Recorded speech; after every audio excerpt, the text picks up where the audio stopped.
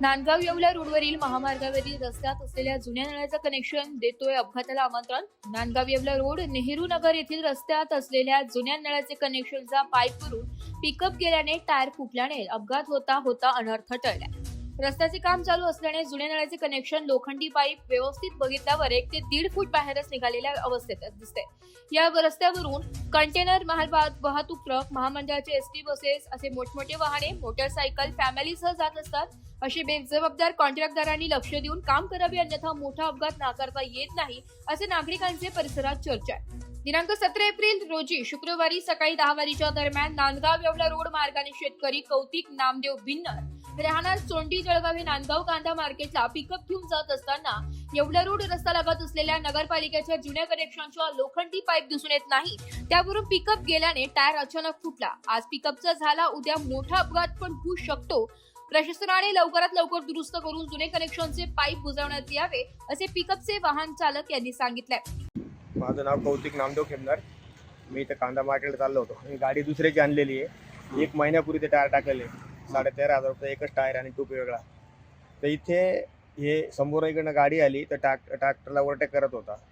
त्यासाठी मी गाडी साईडला दाबायला गेलो आणि एवढा मोठा पेस पडले तर वाटत नाही की काही मध्ये रोडमध्ये असेल असं। तर तिथे तो लोखंडी पाईप आहे नगरपालिकेचा, तो इतका बाहेर आहे आणि तो एकच नाही तर तिथे 2-3 पाईप आहेत। तो एक तिथे मागच्या टायर मध्ये गेला तो टायर जागेवर फुटला।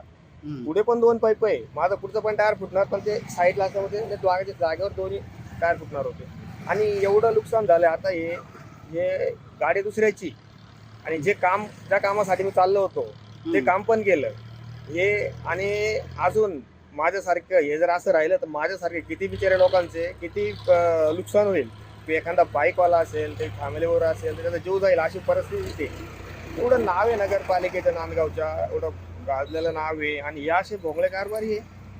आज माझं जेवढं नुकसान झालं हे कोण देईल माझी भरपाई की, आणि कोणाला सांगायचं, मी कोणाकडे जायचं? माझ्यासारख्या माणसाने गाडी दुसऱ्याची आणलेली, त्याला काय जबाब देऊ मी?